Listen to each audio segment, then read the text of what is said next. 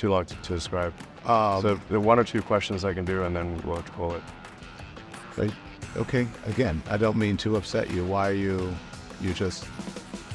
What's going on, everyone? Welcome to the Behavioral Arts. My name is Spidey and I use my degree in sociology and psychology, my certifications in criminal interrogation and body language analysis, and over 10 years experience as an award-winning mentalist to teach people behavioral analysis and practical psychology on stages and television shows all over the world. Former CNN reporter Don Lemon recently had a big contract pulled by the social media platform X, previously known as Twitter, following a controversial interview with the owner of the platform, Elon Musk. But what could have possibly happened in the course of a 1-hour interview that would make the tech billionaire pull the contract? And what can we learn from their body language, facial expressions, and most importantly, word choice? Let's dive right in. Now, before we look at these clips, I want to remind you that Elon Musk has publicly talked about the fact that he is on the autism spectrum. He has a condition that used to be called Asperger's syndrome, but no longer is. Now, I sometimes get asked how behavioral analysts take neurodivergence into consideration, and for a more detailed answer, I do have another analysis of Elon Musk. I'll leave a link in the description.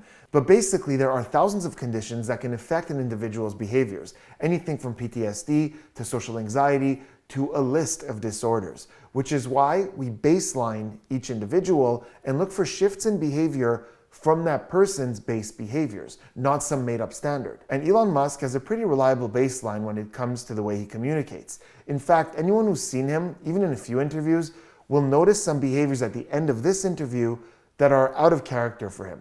With that being said, let's take it from the top. And in this conversation, they're talking about Elon's posts on X. Here we go. So when you're doing this, are you sober when you do it? Almost Are always, you yes. under the influence of anything? No, I don't drink. I don't really. No. So you got no drink, no smoke, no nothing. I mean, you smoke pot with Rogan. I had one puff. Yeah. I think anyone who smokes pot can tell I don't know how to smoke pot. But you've admitted that you have a ketamine prescription. Yeah. What's that for? Well, I mean, it's pretty private to ask somebody about a medical prescription, you know.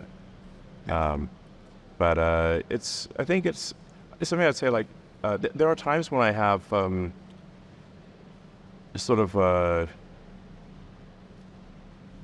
I don't know, like a negative chemical state in my brain, like depression, I guess, you know, or like depression that's not linked to any negative news, and then ketamine is helpful for getting one out of a negative frame of mind. Do you feel like you ever abuse it? I don't think so. If you use too much ketamine, you can't really get work done. So I have a lot of work. So I'm typically putting in, like, you know, 16-hour days. That's normal for me, and it's rare for me to even take off a weekend day. So I don't really have, like, you know, a situation where I can be not mentally acute for an extended period of time.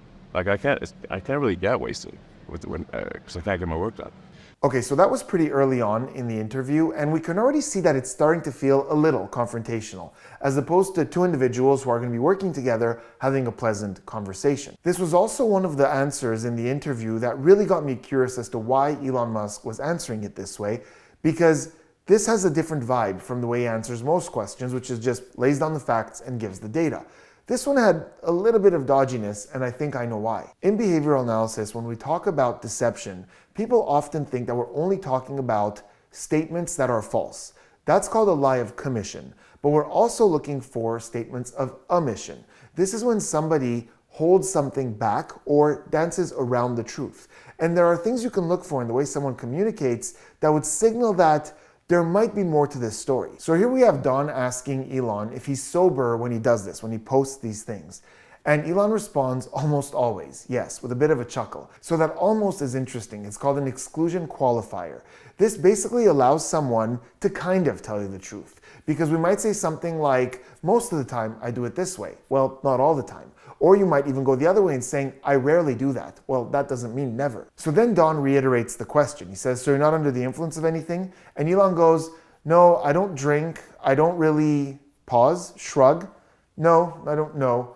So there's a lot going on there. First, the use of the word really. This, again, is an exclusion qualifier. So think of the difference between me telling you I don't gamble and I don't really gamble. So what does that mean? Do I gamble sometimes? Do I gamble a little bit? That really kind of makes the answer not absolute. Then we have the mouth shrug, as his head is gesturing like this. And the research on shrugging shows us that it usually means a disengagement from something. So I don't know, I don't care, I don't do that, I don't something. So in this case, it makes perfect sense of, no, I don't drink. But then there's that blank. Now, a bit of hesitation and stammering is very much baseline for him. In most of his answers, we get these, and then he kind of stumbles on his words a little, or he repeats something before he gets to his answer. It's a way that he's kind of formulating the answer as he goes. But long pauses are not that common for him unless he's really searching for an answer. And that's what's going on here. But notice what happens. He doesn't finish the sentence. He goes, I don't drink, I don't know. So he doesn't finish that sentence. No, I don't drink. I don't really. No.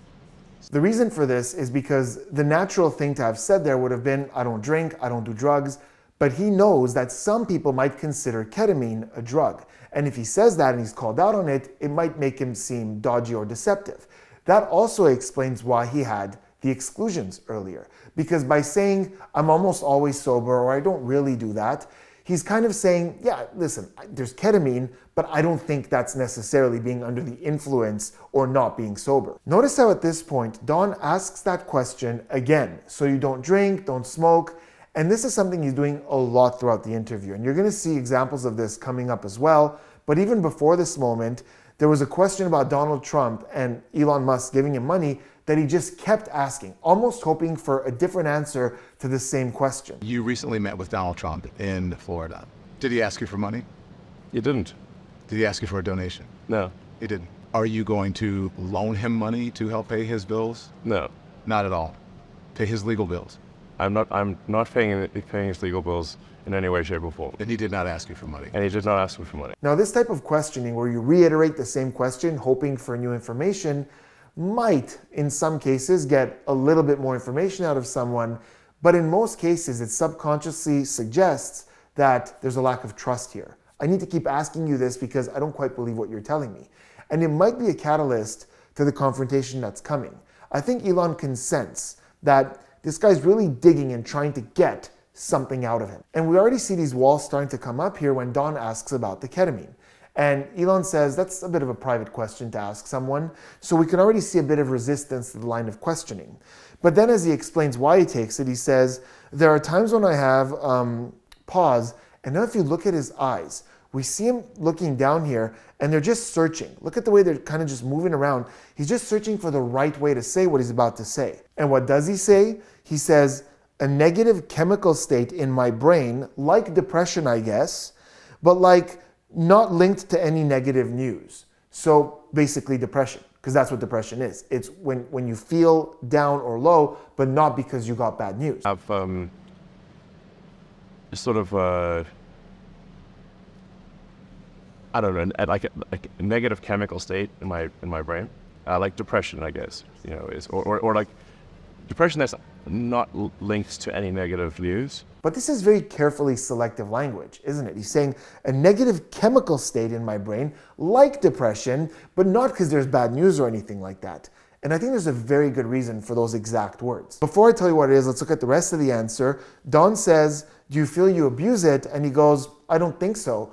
And that again is an exclusion qualifier, right? It's not a flat out, no, I don't abuse it. It's, I don't think so. Maybe somebody else might think so. Maybe there was a time where I kind of overdid it a little bit, but no, I don't think so. It's a much less confident denial. And then notice how he goes into a series of what we call convincing statements or resume statements. This is something we see in interviews or interrogations where instead of someone denying something, they start building their character. So here he's saying, I can't get work done. I have a lot of work to do. Sometimes I work 16-hour-long days. That's very normal for me. So he's talking about all these things that he has to do and all the work he's got to get done. But also look at his posture. There's a shift in his posture, and it becomes obvious when you look at how much of his hair we could see. Earlier in the interview, we almost saw all his hair. It cut off right at the top. Now we see very little of the hair. He's perked up in his chair, but also notice the difference in his shoulders. Whereas they were relaxed before, now they've come up like this into what we call turtling, which is a little bit more defensive. The shoulders come up to defend a vital area, which is the neck. So he's not only building character, but he's perked up like this with his shoulders up where he feels a little more defensive. Now, the reason I believe that we're getting a lot of this ambiguity or carefully selected words or dancing around the answer is that Elon is aware of his investors and they're watching this interview, whether it's investors in his publicly traded companies or private investors. And if he comes out and says, yeah, sometimes when I post this stuff, I'm completely gone on ketamine. I don't even know what I'm writing. That's going to shake the confidence of a lot of people whose confidence he needs. That would absolutely explain why he starts by trying to deny it, by saying, I'm almost always sober, I don't drink. When the ketamine does come up, we see him perk up, we hear those resume statements, and we hear him choosing his words very carefully. Notice how he doesn't immediately go to depression. He goes, a chemical, negative chemical state in my head. So he's trying to not use that depression. Even when he does use depression, he goes, yeah, but not because there's bad news or anything like that. Because now his investors are like, wait, what bad news? What's going on? What's the bad news? And people start to panic. So what we're seeing here is a man who typically speaks in data and facts, trying to answer a question while keeping his image and reputation in mind. But more importantly, what we're seeing is the beginning of a confrontation. Questions that are being asked a little bit more in an interrogation style than a pleasant conversation. And this isn't going anywhere good. So we're going to look at that now. We're going to see when things get really controversial. But before we do me a huge favor, hit that subscribe button, turn those notifications on for more behavioral analysis and practical psychology content. You believe that X and you have some responsibility to moderate hate speech on the platform? I think we have a responsibility to adhere to the law, and we have a responsibility to be transparent about when things are shown, why they're shown. That's why we open source our algorithm. I think once you start going beyond the law, now you're putting your thumb on the scale. These are just a handful of extremely, you look at those anti-Semitic and racist tropes and tweets, and as of this morning, they're still on X. And from your own content policy, these posts should have been deleted. So why haven't they been deleted? Why are they still there? We delete things if they are illegal. But these have been up there for a while. Are they illegal? They're not illegal, but they're hateful, and they can lead to violence. As I just read to you, the shooters, in all of these mass shootings, attributed social media to radicalizing. So Don, you love censorship, is what you're saying? No, I don't love censorship. Then why are you asking? I believe in moderation, but I don't believe in censorship. Moderation is a propaganda word for censorship. But don't you think free speech is one thing, right? Or not, Look, if something's illegal, we're going to take it down. If it's not illegal, then we're putting our thumb on the scale and we're being censors. You're putting your thumb on the scale for moderating hate speech. I mean, you don't put out child pornography. That's not... It's illegal. Some people would say that's considered censorship. I'm just saying, you... No, Don, I literally said, if something is legal, okay, we will obviously remove it. Okay. But if it is not legal, the laws in this country are put forward by the citizens. We're a democracy. If those laws are put in place by the people, we adhere to those laws. I see how you feel now. You don't agree. We don't agree on this. Yes, you want censorship and I don't. No, I don't want censorship at all. Yes, you do. No, I want responsibility.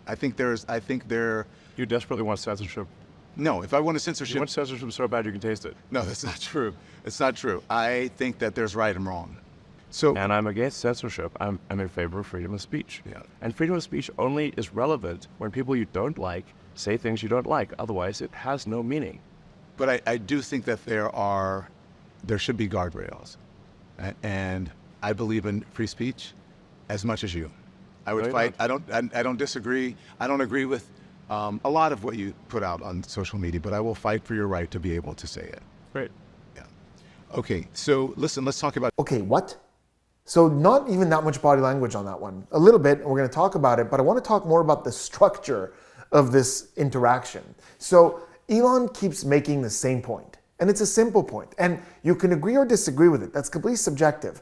But he's making a simple point that's very easy to understand, and Don is either not understanding or deliberately choosing to not understand a very simple response, which is the policy of X is to take down things that are illegal and censor nothing else. Now, you don't have to agree with that, but he just keeps pushing that same point. And by the way, that goes on for much longer. And with multiple topics, he keeps doing this, where he just keeps reiterating the same question and giving responses that would indicate that he's not really looking for an answer. He's just trying to get that gotcha moment. Like, oh, you said that. That's a soundbite. I'm going to put that. That's going to make headlines. So the question here is asked and answered, right? Don says, do you not believe that you have a responsibility to moderate what's going on? And Elon says, we delete things that are illegal. That's the answer. Let the viewer decide what they feel about that. Because some people will go, no, I feel like you have a bit more of a responsibility to censor certain things. And others will go, nope, free speech, everybody should be able to post what they want, and it's our choice as to whether or not we pay attention to that. But look at Don's answer to all this. After Elon simply states, we take down things that are illegal, he shows these racist, anti-Semitic, awful posts. And I kind of feel like he had those, and he wanted to bring them up and go, look at what we found on your platform. So he kind of ignored the very simple answer of saying, we take down things that are illegal, asked and answered. So he brings these things up, and again, Elon Musk says, we take down things that are illegal, and Don says, but these have been there for a while. How is that a counter to what he's saying? He's saying, we take down things that are illegal, you're answering, but these have been up there for a while. So Elon says the reasonable thing, goes, are they illegal? And Don goes, no, they're not illegal. So how is they've been up there for a while a good counter to we take down things that are illegal? I get that you disagree, but it doesn't mean that you could give nonsensical answers like, but these have been up there for a while. That doesn't change the legality of them. Then he says something that's just like, Don, my guy, what are you doing? Take a sec, take a breather, because he goes, you don't put out child pornography, like he's making a good point. There are multiple points in this interview where I feel like Don Lemon is making really bad points with good point energy. Like, you know when someone like says, well, you know, blah, blah, blah, blah, blah, like it's a good point?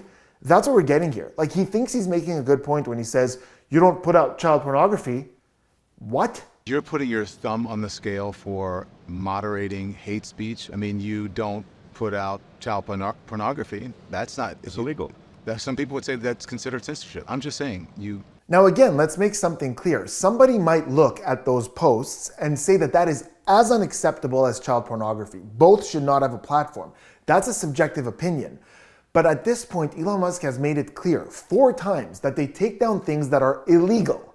And you're bringing up that, hey, well, we take down child pornography. Like, come on, you have to understand what he's saying. And then Don is so lost in this attempt to just win this confrontation at any cost that he says something even more ridiculous about the child pornography. He goes, some people would say that's considered censorship. And I think he immediately realizes how silly that was, because before he even finishes the word censorship, he just goes to, I'm just saying, you know, like he just immediately tries to get off of that, because I think the moment those words come out of his mouth, he goes, yeah, no, that was ridiculous what I just said. It's illegal. Some people would say that's considered censorship. I'm just saying, you... Because no, nobody would consider that censorship. Everybody would consider that taking down something that's illegal. Now there's a point here where Elon gets visibly irritated. We're not in the frustrated zone where we're gonna end up, but the irritation is really starting, because he goes, Don, you're not listening, and he cuts himself off. He was gonna say, you're not listening. But he goes, you're not listening. I literally said, and he reiterates. No, Don, you're not listening. I literally said, if something is legal, okay, we will obviously remove it. Okay. The thing with Elon Musk is, again, he's all about data, about facts. And when something is said, he takes that as data and he responds. So he's really struggling with the fact that he gave a data point. We take down things that are illegal, and it's not being accepted. It's not being acknowledged. Then towards the end, Don says something that absolutely blew my mind. And I'm like, huh?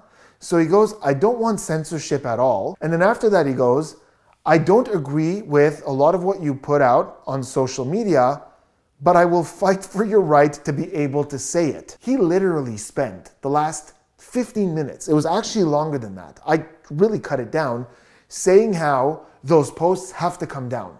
Because he disagrees, because he believes that they spread negativity and hate and violence. They have to come down. You have to censor them. You have to moderate them. And here he is saying that I don't agree with a lot of what you say, but I will fight for your right to be able to say it. Clearly not. I feel like this is just a line that he heard somewhere and he was like, oh, that's a good one. I'm going to use that. But like everything you just said doesn't match with that at all. And here's the thing. I think Elon definitely knows that, because he was saying, you know, you love censorship, you love it so much you could taste it.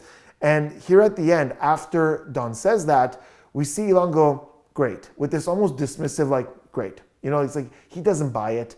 And then notice what happens. We see his eyes kind of look to the side like this, and we call this exit checking. Every now and then you might see someone like in a meeting, in an interview, where they kind of look for the door, like they're kind of looking for the way out of this. So I think in his mind, he's already checking out of this conversation. He's like, I'm talking to this guy, he just wants to get that soundbite out of me. He thinks he's for free speech. I disagree. He even verbalized that, and he's just kind of like, great, yeah, okay. Yeah, are we done now? So his mind is already leaving. So listen, let's talk about diversity, equity, and inclusion. All right, that's been a target of yours lately on X. There was a repost of Ben Shapiro that you claim that DEI is killing people. Specifically, you point to medicine. You claim that DEI programs are putting people at risk. Do you really believe this to be true? And what evidence do you have to support it? What I was referring to there was that if we lower the standards for doctors, such so that they, if the test for a doctor is lowered, then the probability of them making a mistake and killing someone is obviously going to be higher. Wait, say that again. I'm not sure I understand what you said. I want to make sure I understand what you're saying. Yes, if the standards for passing medical exams and becoming a doctor, or especially something like a surgeon, if the standards are lowered, then the probability that the surgeon will make a mistake is higher. They're making mistakes in their exam. They may make mistakes with people, and that may result in people dying. What evidence do you have, though, that they're lowering the standards?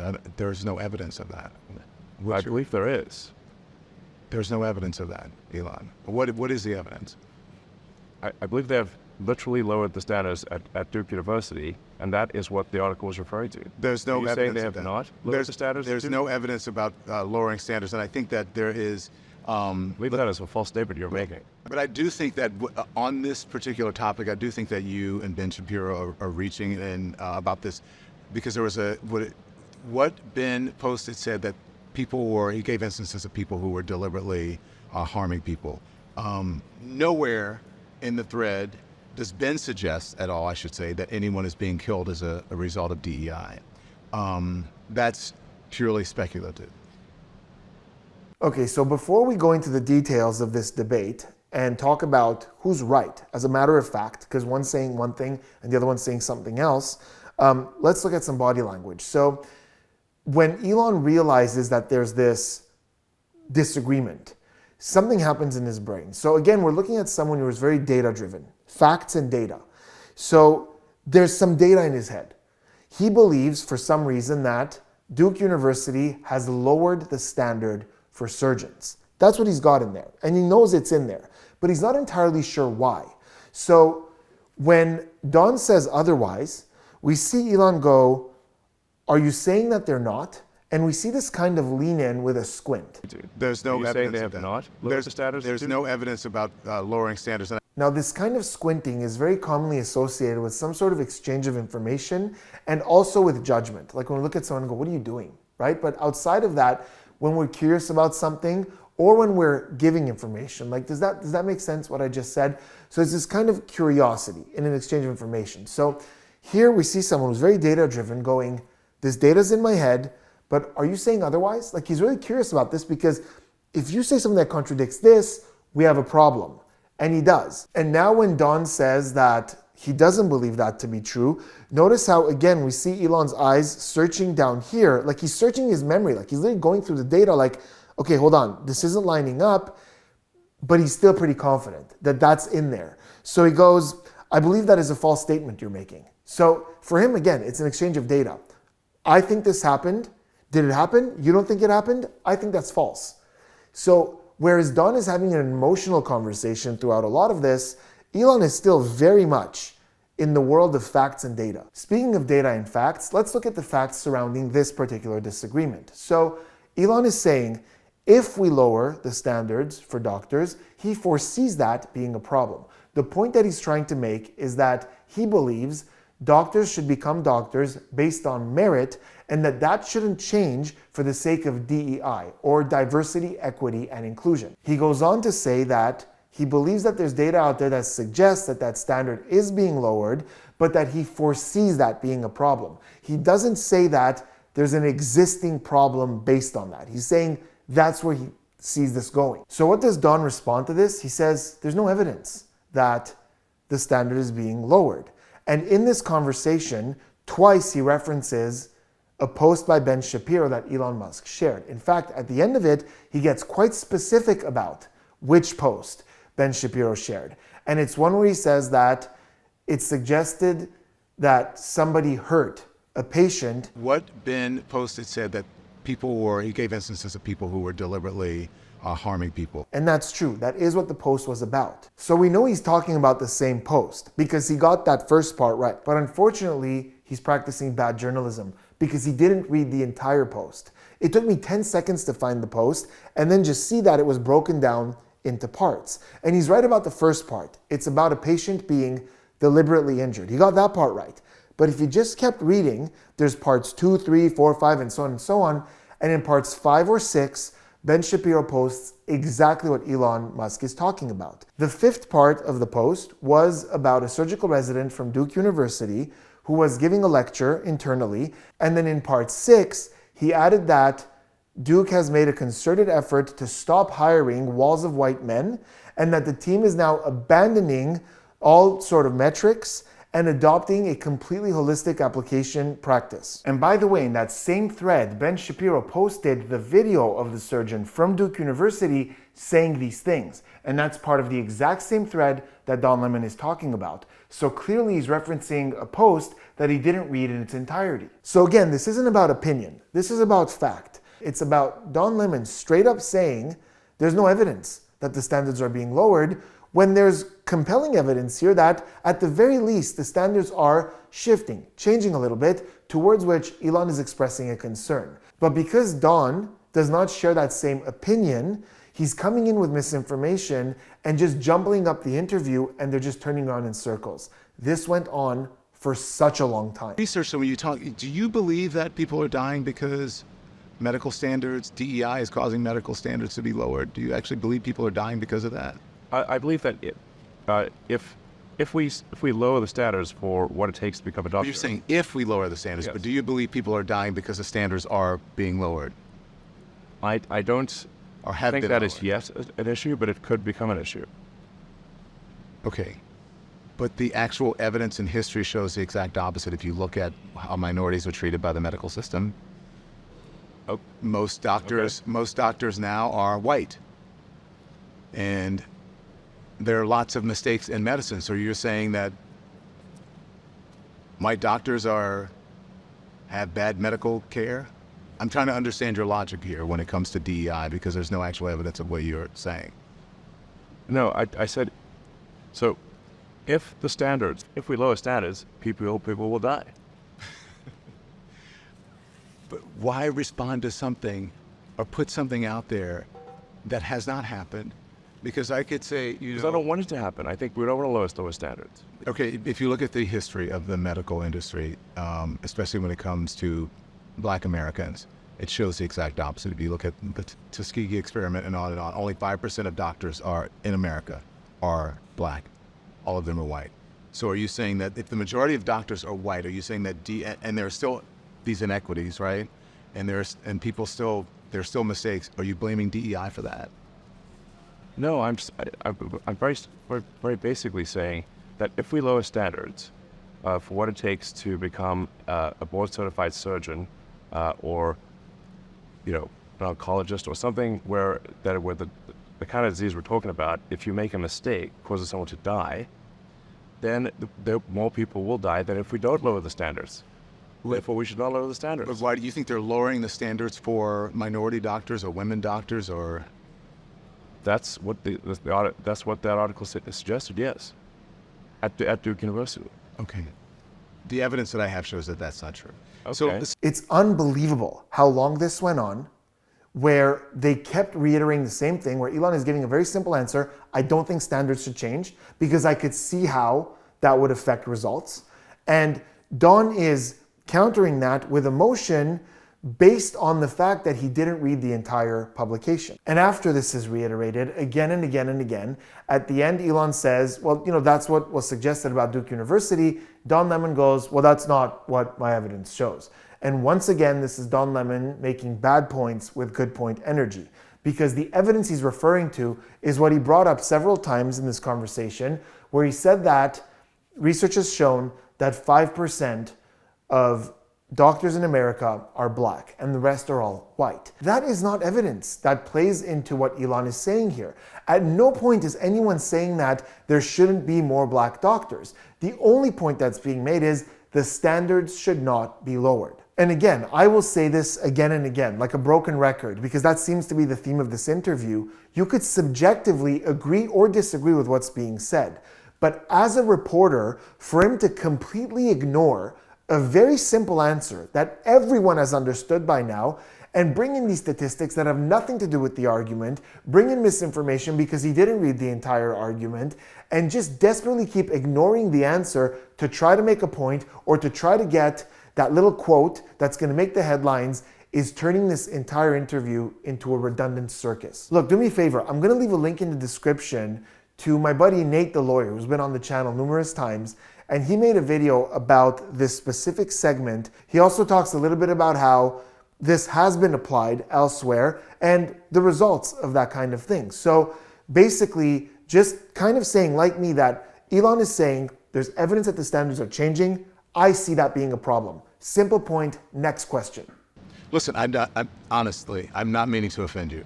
You're an intense person. Where does that intensity come from? I was born that way. And I had a tough childhood. You did? So, yeah. How so? Right, Walter Isaacson goes into it in the book, and we only have a couple minutes left, so All right. too long to describe. So there are one or two questions I can do, and then we'll have to call it. Okay. Again, I don't mean to upset you. Why are you just... No, I have a whole room full of people waiting to meet with me. Okay. So we're just going over time. Okay. All right. I understand that. So when you talk about, you said you were born that way. Is that, did you think that the way that you see the world has to do with your relationship with anyone, perhaps your father or someone in your family? I think we're all affected by the people we grow up with. My aspiration is to do whatever it takes to extend consciousness into the future. That's my goal. To make life multiplanetary as part of extending consciousness into the future. Okay, so the number one thing I'm curious about with this interview is, at what specific moment did Elon Musk decide that he was going to pull the contract with Don Lemon? Because an argument could be made that it happened during that whole diversity thing. And then towards the end of the interview, there's a couple more moments where we see him getting visibly irritated. But this is the big one. This is the one where I saw it, I was like, wow, Elon is just done with this. He wants to get out of there. And he really doesn't seem like he wants to keep working with Don Lemon much. So look at the way he's answering these questions, right? Don asks, where does this intensity come from? And Elon just goes, I was born that way. With this decisive nod, this kind of like, next question, please. Like, that's it. That's all you're getting. With this cold stare. Then he decides to throw one more line at it and go, and had a tough childhood. 2 more nods. Like, yeah, come on, move along. Then Don asks for more details, how so? And look at what happens there. It's a very kind of irritated, we have this no gesture with an eye block. And Elon Musk, you'll notice, you could go back and look at certain clips in this interview, he often emphasizes with an eye block or with a slow blink, where he'll say something like, yup, and he'll kind of like just blink for a little bit longer than you would expect. This isn't that. This is just kind of this extended closing of the eyes as going no, like this. And we talk a lot about eye blocking on the channel. The research shows that when we close our eyes, we're either trying to focus on a thought, keep a thought in, or keep a thought out. So, either focus on an idea or someone says something negative and you go, oh no, let me focus on something else because I don't want to let that thought in. And this is so deeply innate that we even see these behaviors in children who were born blind. And that's really valuable because they didn't learn this by observing other people and they don't really have a need to close their eyes. It's just when we focus, we close our eyes. So in this case, I think he's just trying to stay the course, trying to no, we're not going down that path. He's irritated, we're getting this no gesture with this eye block. We're not going there, trying to focus, stay the course. That information is in the book by Walter Isaacson. You can find out more about it there. And we also feel this urgency of him like, I got to get out of here. Come on, wrap this up. And notice what happens in that moment. When he says, I have a room full of people waiting to meet with me. His eyes go to the right. And that's exactly the same place he was looking. Every time he felt a little irritated and was thinking about, getting out of here and his exit strategy. So that's a really good sign that if we go back and see those moments we were talking about earlier, where he's kind of looking towards the door, that's him thinking, okay, I gotta go. There's other stuff here. And he did get out of there and terminated the contract with Don Lemon. And I think the reason for that is rather simple. We have someone here who is very data driven. And when he's asked questions, often gives data, statistics, and numbers. And you can disagree with him, and it's happened before where interviewers disagree with him and they go back and forth. But in this case, he's talking to someone who's getting extremely emotional, trying to put a point forward, and is blatantly ignoring the answer that's being given and bringing in arguments that just don't make sense. So to someone like Elon Musk, who says, okay, here's a fact, counter-argument, this must be extremely overwhelming, because he's like, I'm trying to tell you my position. What you're saying has nothing to do with what I'm telling you, so I'm just going to try to reiterate, and that just goes on forever. So I think Elon simply walked out of there and said, this isn't the kind of interviewing I want on my platform. I don't want to back this kind of thing where simple arguments are being misunderstood and dragged out. There's even a point in the interview where Elon says that the question that's being asked is upsetting him because it's not cogent. I think you. And I'm not trying to upset you. Well, you are upsetting me because the way you're phrasing questions, I think, is not cogent. It's not what? Not cogent. Cogent. Yes. Go ahead. So I think this was Elon, and it was towards the end where Elon is kind of reaching his rope's end and saying, this method of questioning is impertinent. There's no reasoning behind this. And he's getting very frustrated as somebody who would rather on his platform have, even if there are disagreements, that they're presented in a logical, well-reasoned way. And that's not what he feels he's getting here. But I'd love to know what you think. Let me know in the comments if you feel that at any point, the way Don was debating these points was convincing. And I don't mean the belief system. We could agree with what he's saying as a belief, but do you feel like he was presenting this or countering some of what Elon was saying in a credible way? Would love to know what you think. Let me know in the comments, and I will see you on the next one.